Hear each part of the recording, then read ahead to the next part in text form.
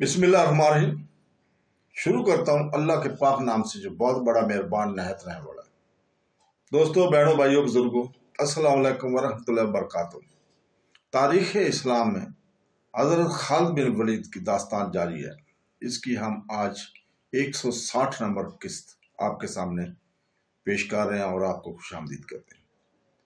तो दोस्तों, कल जहाँ रुके थे हम वहीं से शुरू करते हैं। तो दो आदमी मुसलमान सवारों के पास आए उस बस्ती में जहां पे वो पानी पी रहे थे।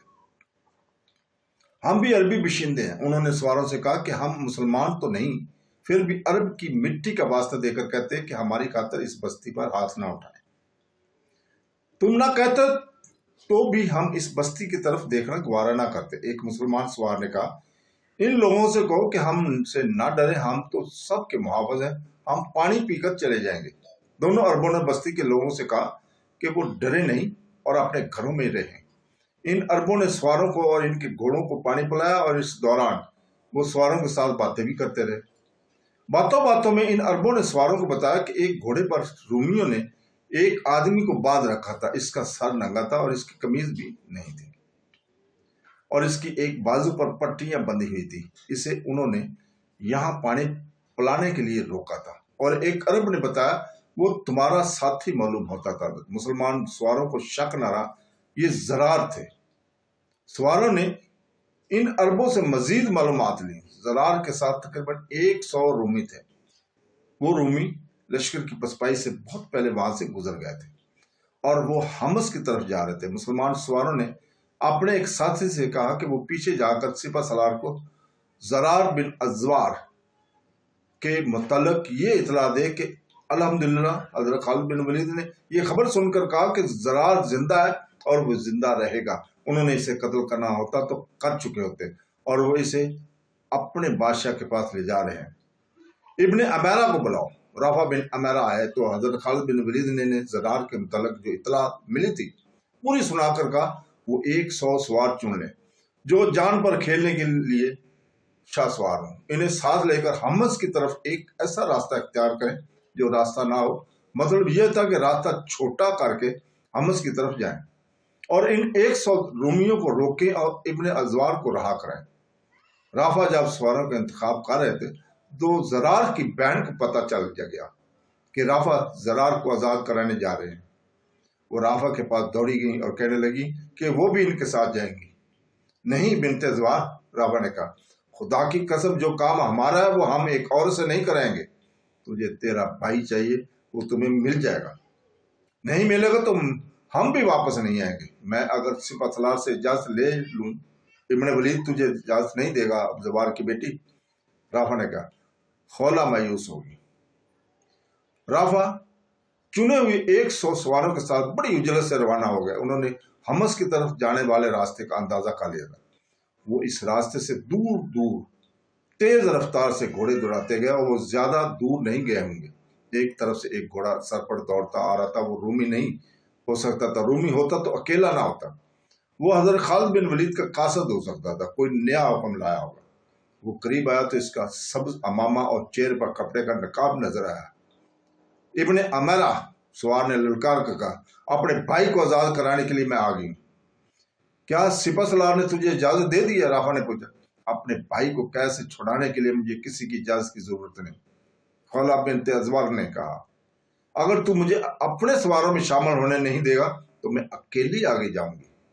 खुदा की कसम बिनते अज़वार, राफा ने कहा, मैं तुझे अकेला नहीं छोड़ूंगा। आ हमारे साथ चल। ये जवान साल औरत साथ चल पड़ी। 100 रूमी सवार ज़रार बिन अज़वार को घोड़े पर इस हालत में बटाए ले जा रहे थे कि इनके हाथ रस्सियों से बंधे हुए थे और पांव इस तरह बंधे हुए थे कि घोड़े की पीठ के नीचे से रस्सी गुजार कर दोनों टखनों से बंधी हुई थी। रूमी इन पर फख्तियां कसते और इसका मजाक उड़ाते जा रहे थे और ज़रार चुपचाप सुनते जा रहे थे। एक जगह रास्ता निशेब में चला जाता था। इसके दाएं बाएं इलाका खड्डों का था। जब रूमी इस निशेब में से गुजर रहे थे तो अचानक दाएं बाएं आगे और पीछे से रावा के सवारों ने इन पर हल्ला बोल दिया। रूमियों के लिए ये हमला गैर मुतवक्का था और वो इस तरह जा रहे थे जैसे मेले पर जा रहे हैं। ज़रार की बहन खौला ने अपने भाई को देखा तो इसने रूमियों पर इस तरह हमला शुरू कर दिया जिस तरह वो पूरी रूमी फौज पर कर चुकी थी। राफा भी ऐसे ही जोश में था। इसकी सवार हजारों में से चुने हुए थे।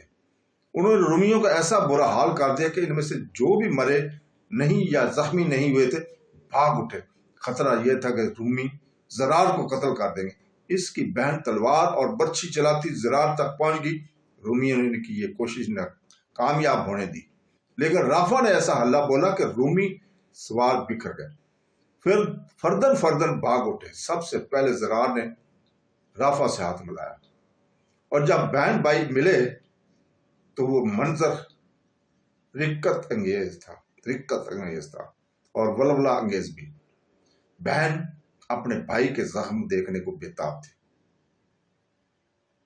बाज मौरखों ने खौला के ये अल्फाज लिखे हैं, मेरे अजीज भाई, मेरे दिल की तपश देखकर किस तरह तेरे फराग में जर रहा है, अपने जख्म दिखाओ। जरार बहन ने बेताबी से कहा, माते को खोला। जरार ने बहन से कहा, ये जख्म मुझे भी ना देखने दो, ये जख्म देखने का वक्त नहीं। जरार ने राफा और इसके सवारों से कहा, चलो दोस्तों, रूमी कहाँ है? दमिश्क के मुआसरे का क्या बना? रूमी लड़ भी रहे थे और पसबा भी हो रहे थे। ये इनके तंजीम भी थी और जुर्रत भी कि वो भाग नहीं रहे थे।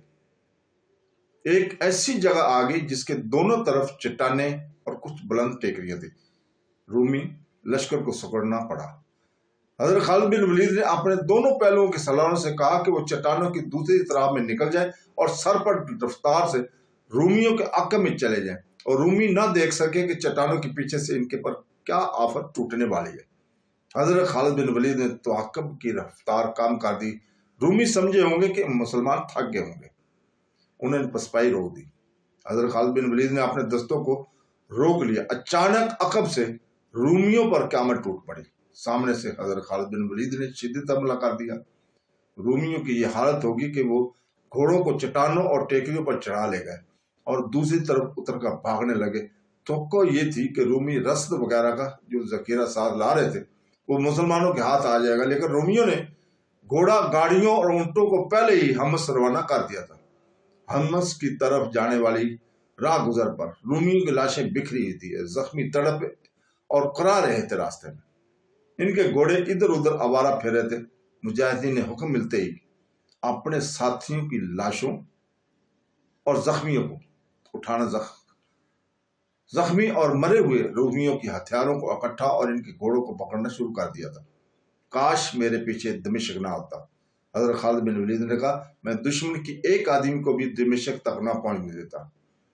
हजरत खालिद बिन वलीद ने तवाक्कुब तर्क करके लेकिन इस खतरे के पेश नजर के रूमी कहें इकट्ठा या हमस से कम ना मंगवा लें और वापस ना आ जाए, अपने एक सलार समत बिन अल सऊद को बुलाया। 1000 सवार अपने साथ ले लो और रूमियों के पीछे जाओ। हजरत खालिद बिन वलीद ने कहा, इन्हें कहीं इकट्ठे ना होने देना, जंगी कैदी नहीं लेने, जो सामने आए इसे खत्म करो, फौरन रवाना हो जाओ। हजरत खालिद बिन वलीद के बेटे खालिद को किसकी पुकार सुनाई दी, वो आ गया है मेरा नंगा जंगजू। हजरत खालिद बिन वलीद ने जरार को आते देखकर नारा लगाया। जरार को अपने जख्मों की परवाह नहीं थी, वो घोड़े से कूद कर उतरे।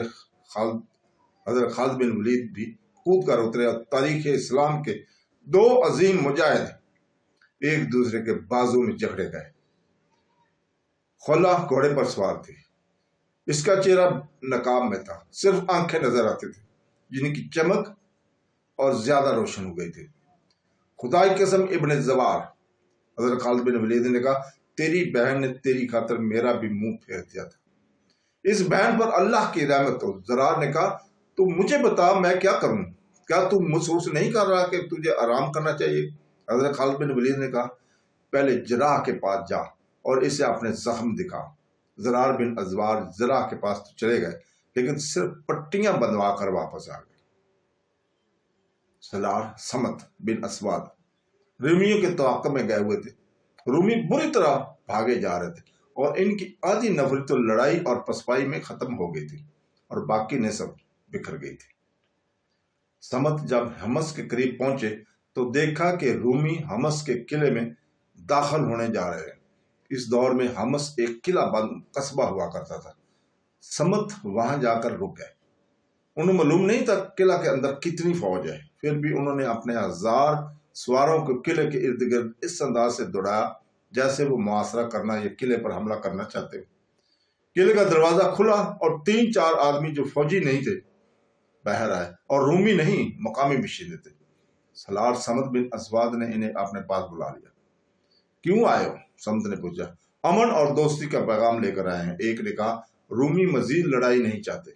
क्या तुम्हारा शहनशाह हरकल भी मजीद लड़ाई नहीं चाहता? समत ने पूछा। हम शहनशाह रूम की तर्जमानी नहीं कर सकते। हमस की एक शहरी ने कहा, हम ये पैगाम लाए कि हमस वाले नहीं लड़ना चाहते। आप जिस कदर सामान खुद नोश चाहते हैं हमसे ले लें। आप जितने दिन भी यहाँ काम करना चाहते हैं करें। आपकी फौज और घोड़ों की खुराक हम मुहैया करेंगे। किसी भी तारीख में ये नहीं लिखा कि सलार समत ने हमस में रूमियों से सुलह की। क्या शराइत मनवाई थी? वो वापस आ गया और हजरत खालिद बिन वलीद अपने लश्कर के साथ दमिश्क जा चुके थे। मौरख यहाँ पे लिखते हैं कि हजरत खालिद बिन वलीद जब दमिश्क पहुंचे तो शहर के अंदर मायूसी छाई हुई थी और खौफ और रियाज की लहर दौड़ गई। शहर वालों को पहले इतला मिली थी कि तकैया से कमक और रसद आ रही है। अब इन इतला मिली कि कमक को तो मुसलमानों ने रास्ते में खत्म कर दिया। दमिश्क में रूमी सलार तोमा था जो शहनशाह हरकल का दमाद था। चंद एक शहरी वफद की सूरत में तोमा के पास गए। क्या आपको किसी ने बताया कि लोग के क्या बातें कर रहे हैं? एक शहरी ने कहा, क्या तुम लोग ये नहीं जानते कि ये बुज़दिली है? तोमा ने कहा, हमने अभी मुआसरा तोड़ने की कार्रवाई ही नहीं की। क्या तुम लोग मुझे ये मशवरा देने आए हो कि मैं मुसलमानों के आगे हथियार डाल दूं?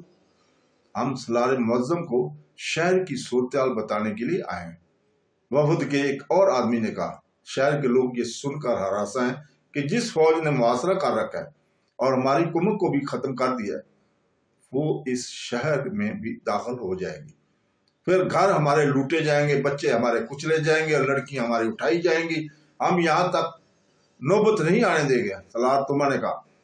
सलार मुअज्जम एक और शहरी ने कहा, आपको यकीन मालूम होगा कि नौबत कहाँ तक पहुंच चुकी है। शहर में खुराक की इतनी कमी रह गई है कि लोगों ने दूसरे वक्त का खाना छोड़ दिया और 3 दिनों बाद सिर्फ पानी पर रह जाएगा।